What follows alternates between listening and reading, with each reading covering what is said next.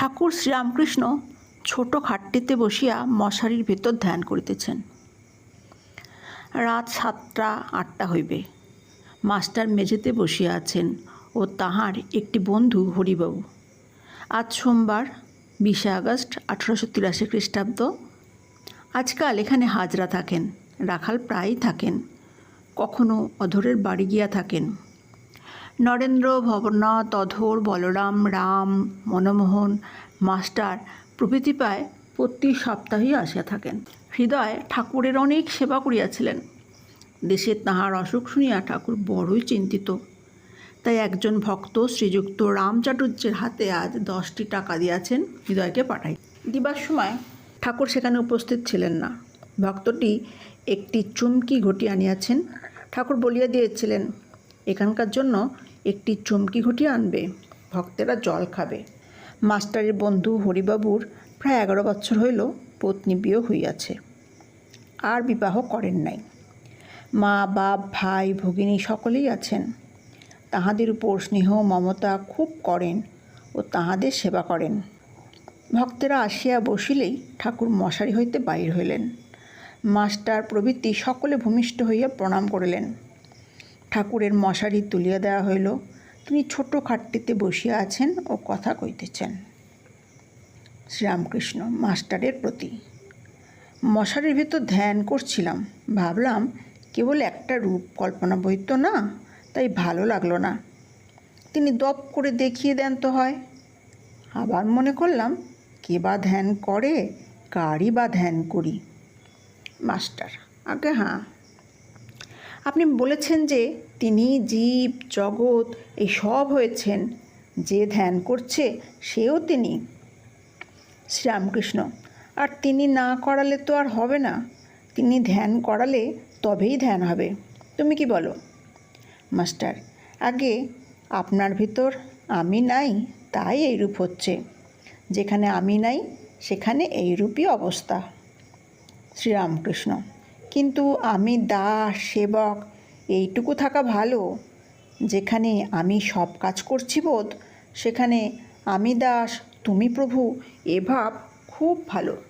সবই করা যাচ্ছে, সেব্য সেবকভাবে থাকাই ভালো। মণিমোহন পরব্রহ্ম কি তাই সর্বদা চিন্তা করেন। ঠাকুর তাহাকে লক্ষ্য করিয়া আবার কহিতেছেন। শ্রীরামকৃষ্ণ: ব্রহ্ম আকাশপথ, ব্রহ্মের ভিতর বিকার নাই, যেমন অগ্নির কোনো রঙই নাই। তবে শক্তিতে তিনি নানা হয়েছেন। সত্য, রজ, তম এই 3 গুণই শক্তির গুণ।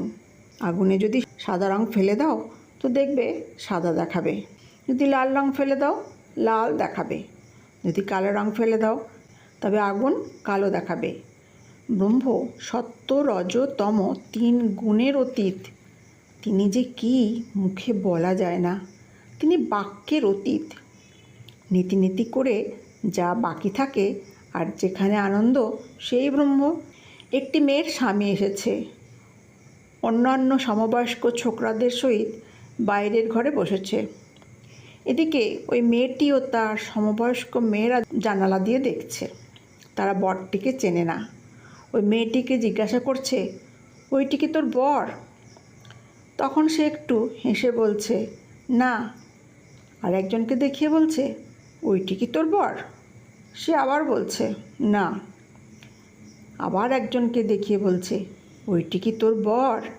সে আবার বলছে, না।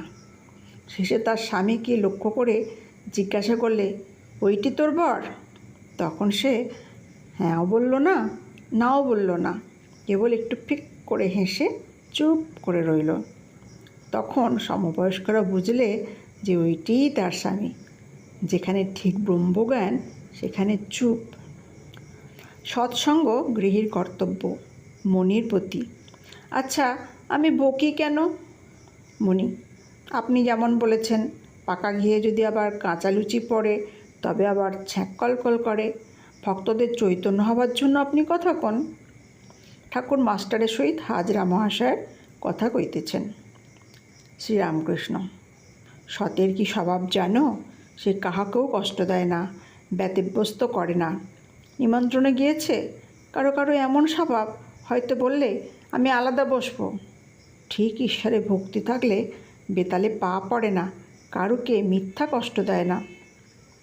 আর অসতের সঙ্গ ভালো নয়, তাদের কাছ থেকে তফাৎ থাকতে হয়, গা বাঁচিয়ে চলতে হয়। মনির প্রতি তুমি কি বলো? মনি: আগে অসৎ সঙ্গে মনটা অনেক নেমে যায়, তবে আপনি বলেছেন বীরের কথা আলাদা। শ্রীরামকৃষ্ণ: কীরূপ? মনি: কম আগুনে একটু কাঠ ঠেলে দিলে নিভে যায়। আগুন যখন দাউ দাউ করে জ্বলে তখন কলা গাছটাও ফেলে দিলে কিছু হয় না, কলা গাছ পুড়ে ভস্ম হয়ে যায়। ঠাকুর মাস্টারের বন্ধু হরিবাবুর কথা জিজ্ঞাসা করিতেছেন। মাস্টার: ইনি আপনাকে দর্শন করতে এসেছেন, এর অনেক দিন পত্নী বিয়োগ হয়েছে। শ্রীরামকৃষ্ণ: তুমি কি করো গা? মাস্টার: একরকম কিছুই করেন না, তবে বাড়ির ভাই ভগিনী বাপ মা এদের খুব সেবা করেন। শ্রীরামকৃষ্ণ সহাস্যে: সে কি, তুমি যে কুমড়ো কাটা বটঠাকুর হলে! তুমি না সংসারী না হরিভক্ত, এ ভালো নয়। এক একজন বাড়িতে পুরুষ থাকে, মেয়ে ছেলেদের নিয়ে রাত দিন থাকে, আর বাইরের ঘরে বসে ভুরুর ভুরুর করে তামাক খায়, নিষ্কর্মা হয়ে বসে থাকে। তবে বাড়ির ভিতরে কখনো গিয়ে কুমড়ো কেটে দেয়।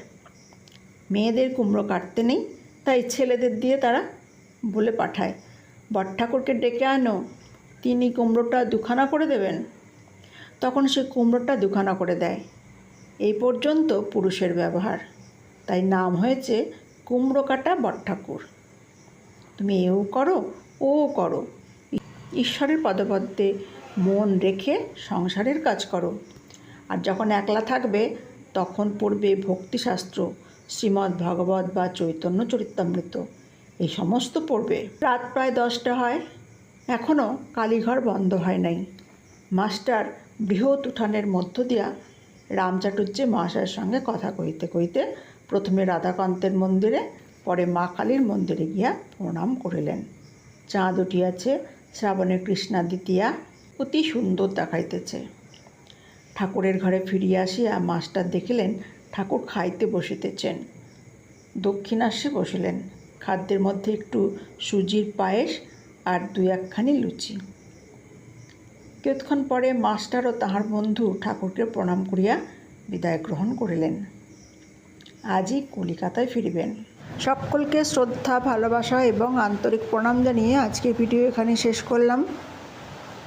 ভিডিও কেমন লাগছে অবশ্যই জানাবেন। ভালো লাগলে লাইক, শেয়ার, কমেন্ট এবং সাবস্ক্রাইব করবেন।